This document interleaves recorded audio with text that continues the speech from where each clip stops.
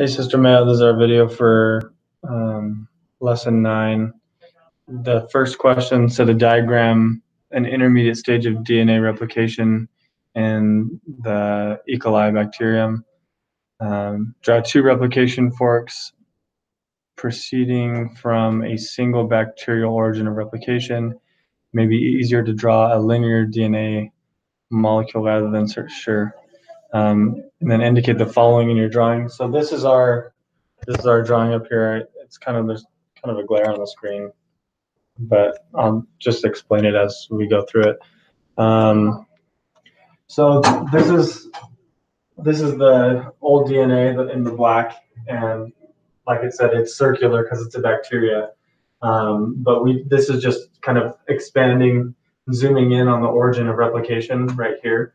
And these are the first 2 primers that were put in by DNA primase.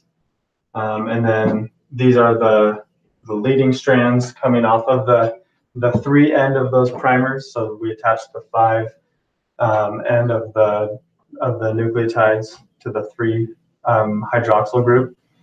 The old strand, it said to label the polarity. So the old strand goes 5 to 3 on top, and then from this way it's 3 to 5 on the bottom. And so the new strands are going to run anti-parallel to that. And so you can see the polarity of this new strand is 5 to 3, and the same thing on the top is the opposite way, 5 to 3 the other way. Let me see. So it said to show where the origin of replication centers were. This is where it right here.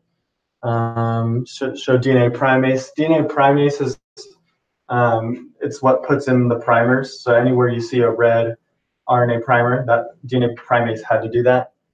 There's DNA helicase, which is unzipping the DNA as it goes along. It's not listed on here, but directly behind those would be the single-stranded binding protein. So helicase on this side and on this side because it unzips it both ways. DNA primers for leading and lagging strands. So yeah, this is the primer for the leading strands, and these are the primers for the lagging strands. This one I put as black because DNA polymerase 1 is going to come in and replace those RNA nucleotides one at a time with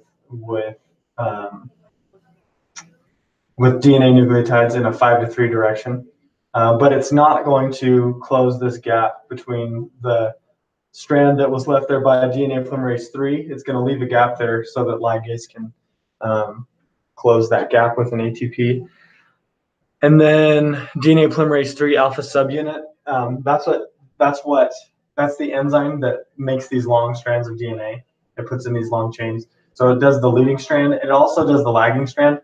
It binds to the 3 primes of all of these primers, and it just makes a strand all the way up to the next one. And it waits there until DNA polymerase 1 comes in and closes that gap. But DNA polymerase 1 can't close this last one. And then Okazaki fragments. Anytime there was these segments of DNA in the lagging strand, those are Okazaki fragments. So there's 2 here and 2 up here. And I think that's it for our drawing. Yeah. Let's see if you can see that. Can you read all that? Okay. All right. So for number 2, fill in the blanks. So for A, we had DNA polymerase alpha is the protein complex that synthesizes primers in eukaryotes. For B, we had DNA A, which is the protein promotes the separation of AT-rich sequences within ORIC.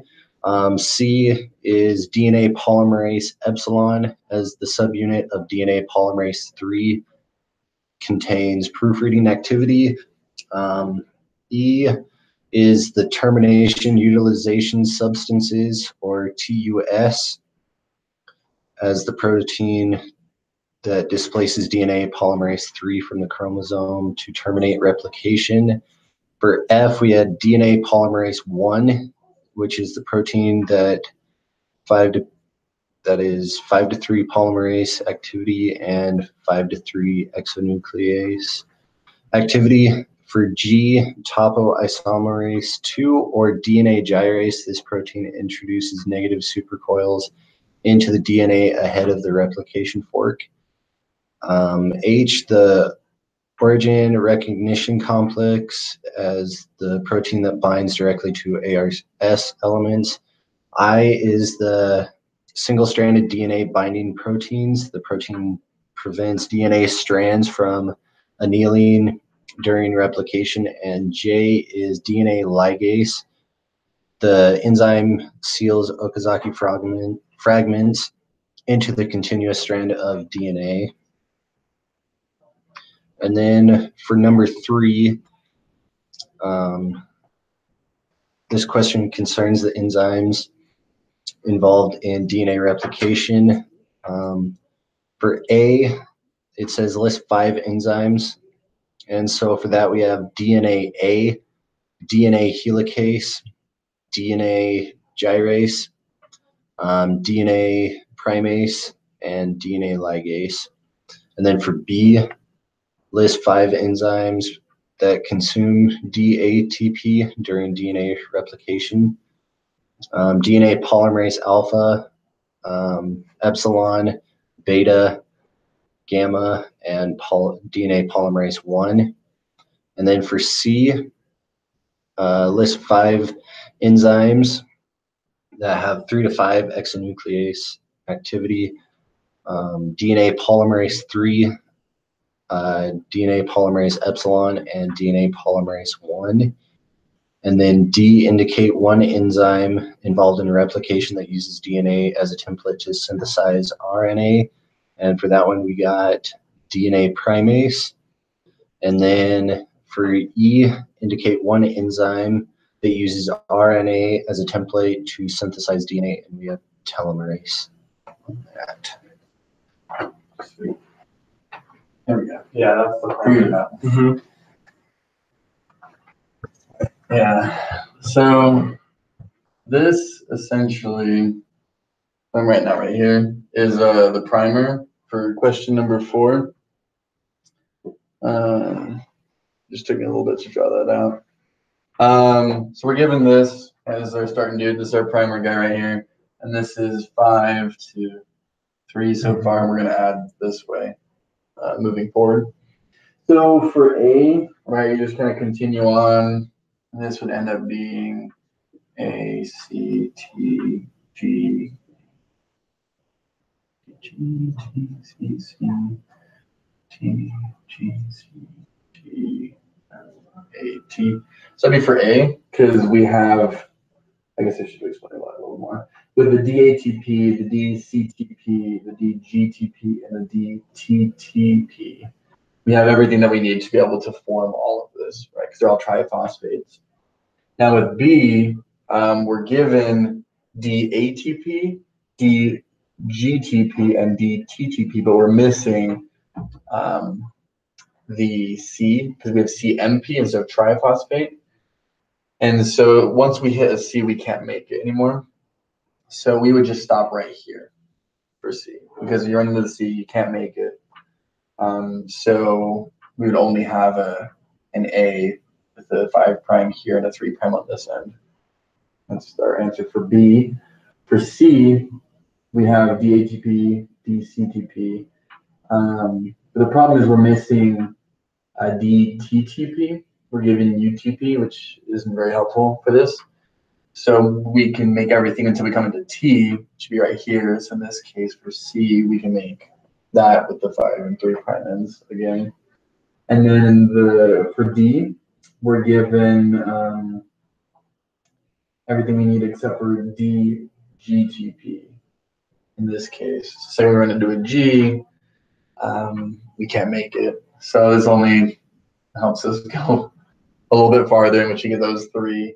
And that's as far as we get for those 3, realizing that those things are extremely important. You're going to get anywhere. Yeah. And then for the last question, there's a bunch of proteins listed involved in DNA replication. Or A asks which of them is involved or is found in prokaryotes. So we put DNA gyrase, TUS, which is the termination utilization substances, DNA primase, DNA polymerase 1, and DNA polymerase 3 alpha subunit. And then which of the above proteins is found in the mouse? Well, we reasoned that the mouse is an animal, so it's eukaryotic.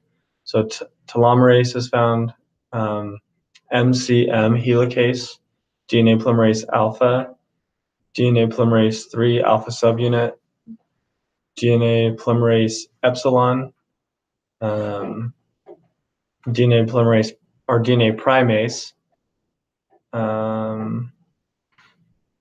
and actually, I think did we say that DNA primase was? I think that might be one that we need to check on for B, because I know DNA primase is in. Oh, I didn't. No, it would be MCM primase. We did not put DNA primase. Okay. No.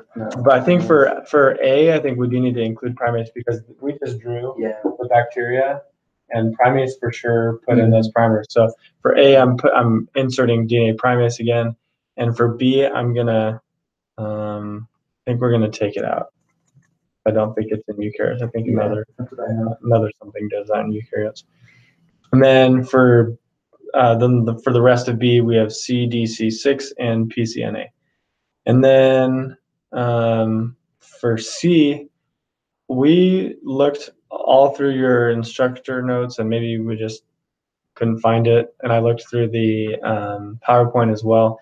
We didn't find any of the proteins that were involved in chromosome compaction, so we said none of the above.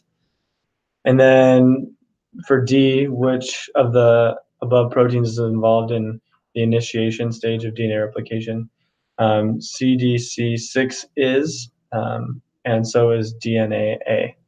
And then which of the above proteins is involved in the termination stage of DNA replication? We put the termination utilization substances. And then we figured telomerase because it's at the end. So yeah, it's just those two. And that's our video.